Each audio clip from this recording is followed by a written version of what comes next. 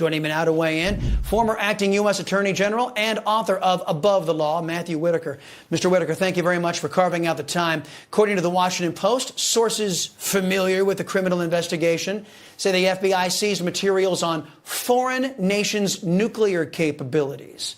Now, what did these leaks signify to you? Well, obviously, and it's good to be with you, Chris, obviously the DOJ is trying to try this case in the media and through leaks instead of doing the hard work of actually putting evidence together and seeking an indictment. You know, this is obviously the source for the Washington Post, who suggested at the beginning that it was nuclear secrets that were part of the things that were at Mar-a-Lago. They went back and said, well, you know, sort of there has been some dispute on that. You have to double down on this, and reliably this leak comes about. I think, you know, if the Attorney General, Garland, and Chris Wray, the FBI director, are serious about doing justice instead of just winning cases or, you know, making themselves look good, they would seriously crack down on these leaks and actually hold people accountable for pushing these narratives outside of the case, because the Department of Justice shouldn't be concerned about winning cases. It should only be concerned about doing justice. And then just there's so many examples in this particular case and so many others where the DOJ appears to not be willing to live up to the highest standards. And isn't that funny? When Republicans are in charge, you get leaks to damage Republicans. When Democrats are in charge, you get leaks to damage Republicans. Interesting, isn't it?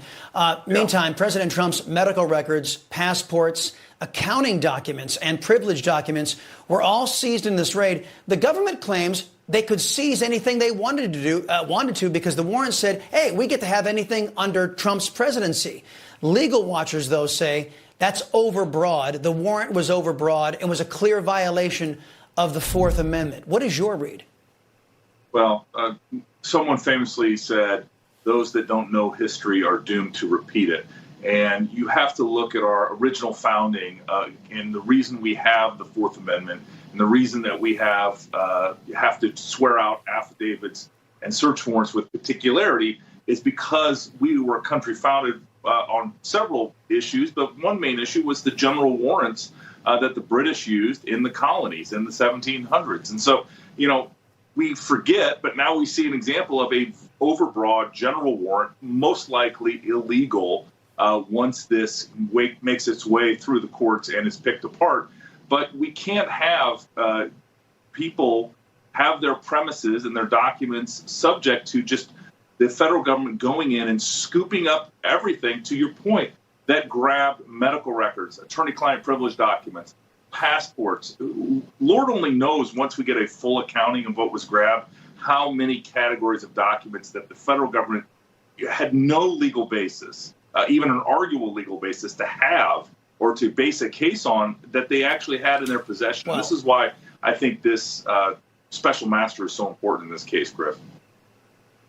Yeah, and isn't it odd that an administration that refuses to give the current occupant of the Oval Office a medical exam says that Trump's medical records were perfectly legal to seize? I'm wondering what the rationale, the legal rationale, is for that.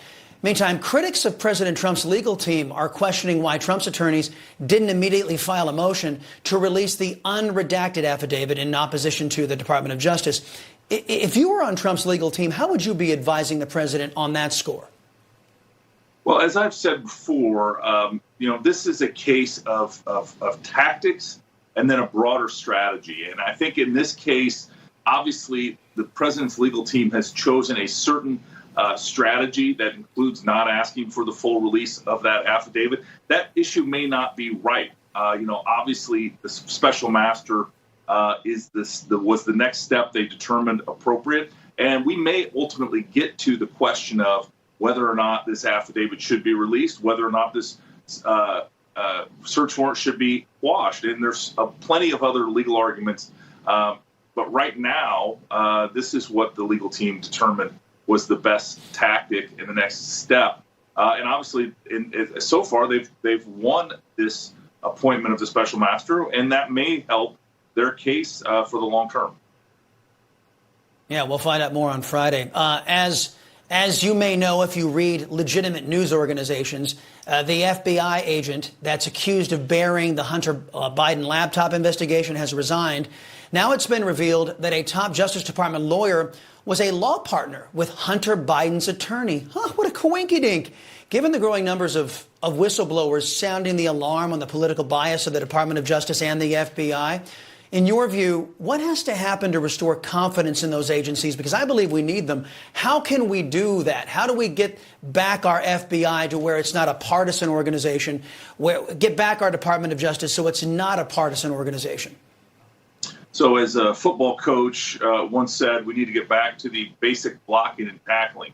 And that's what the FBI and DOJ needs to do. They need to get back to the basic blocking and tackling of law enforcement, and they need to do cases that are consistent from a long-term view.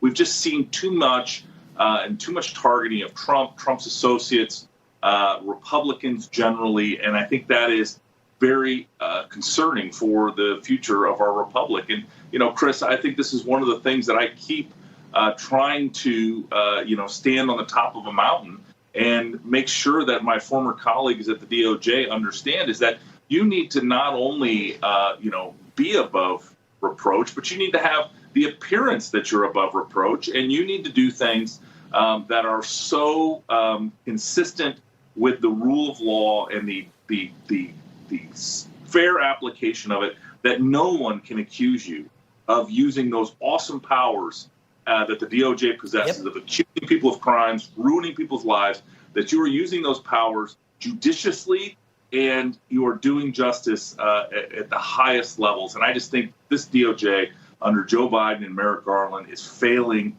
that miserably. Miserably. Former Acting Attorney General Matthew Whitaker, always appreciate the visit here on the Salcedo Show. Still to come this afternoon.